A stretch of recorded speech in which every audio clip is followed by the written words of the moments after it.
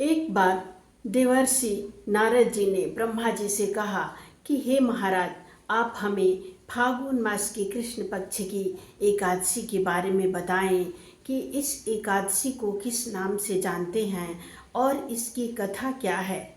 इस बात को सुनकर ब्रह्मा जी ने कहा कि नारद, फागुन मास के कृष्ण पक्ष की एकादशी को विजया एकादशी के नाम से जानते हैं।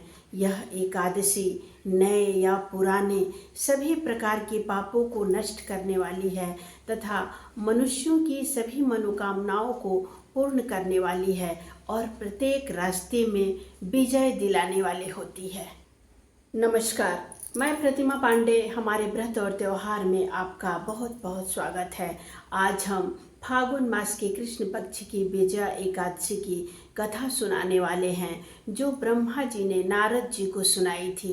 कथा इस प्रकार है। ये कथा त्रेता युग की है, जब श्री रामचंद्र जी अपने छोटे भाई लक्ष्मण और सीता के साथ वनवास को गए थे।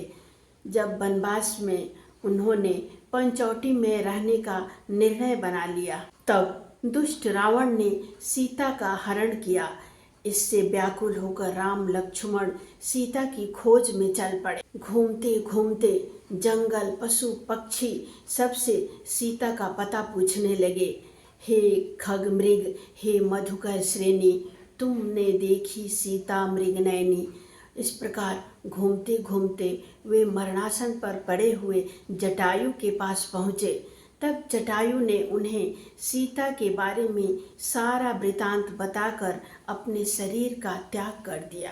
इसके बाद कुछ ही आगे गए थे कि उनकी सुग्रीव के साथ मित्रता हुई और उन्होंने बाली का वध किया। तब हनुमान जी ने जाकर लंका में सीता का पता लगाया।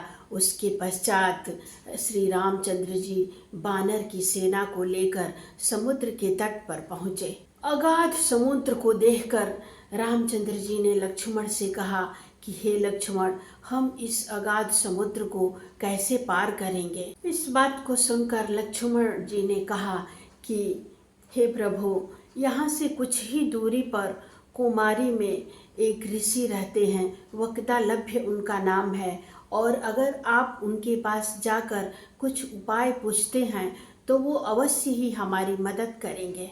लक्ष्मण जी की बात मानकर श्री रामचंद्र जी वक्तालभ्य मुनि के आश्रम में गए और मुनि को प्रणाम करके आश्रम में जमीन पर बैठ गए। मुनिवर ने श्री रामचंद्र जी से पूछा कि हे राम, तुम्हारा आना यहाँ पर कैसे हुआ। तब श्री रामचंद्र जी ने मुनिवर से कहा कि हे प्रभु, मैं अपनी बानर सेना लेकर इस समुद्र के किनारे पर आया हूँ और मैं कैसे समुद्र को पार करूं, ये उपाय जानने के लिए आपके पास आया हूं। आप हमारी सहायता करें कि हम कैसे सेना सहित लंका पहुंचे और राक्षसों पर कैसे विजय प्राप्त करें। हे ऋषिवर, आप कृपा करके कोई उपाय बताएं जिससे हम सभी लोग समुद्र पार कर सकें और लंका पर विजय प्राप्त करें। ऋषि ने कहा कि हे राम, फागुन मास के कृष्ण पक्ष की विजया एकादशी का अगर आप व्रत रखते हैं तो आपकी विजय निश्चित है। आपको अवश्य ही विजय की प्राप्ति होगी। साथ ही समुद्र पार करने का भी कोई न कोई अवश्य उपाय आएगा और आप समुद्र भी पार करेंगे।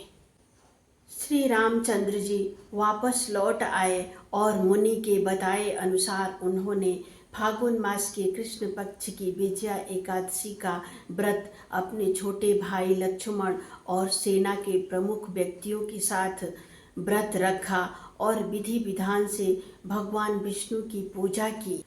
व्रत के पुण्य प्रभाव की वजह से उन्हें समुद्र में पुल बनाने का उपाय भी आ गया और उन्होंने लंका पर विजय भी प्राप्त कर ली। तब ब्रह्मा जी ने नारद से कहा कि हे पुत्र, इस एकादशी की कथा को अगर जो कोई भी व्यक्ति पढ़ता है या सुनता है तो उस व्यक्ति को वाजपेयी यज्ञ के बराबर पुण्य फलों की प्राप्ति होती है।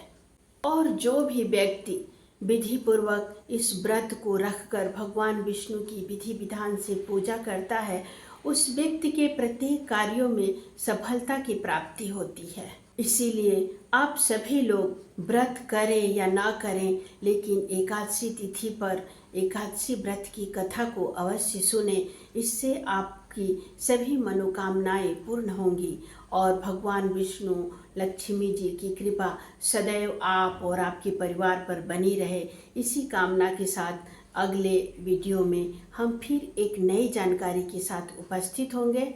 नमस्कार।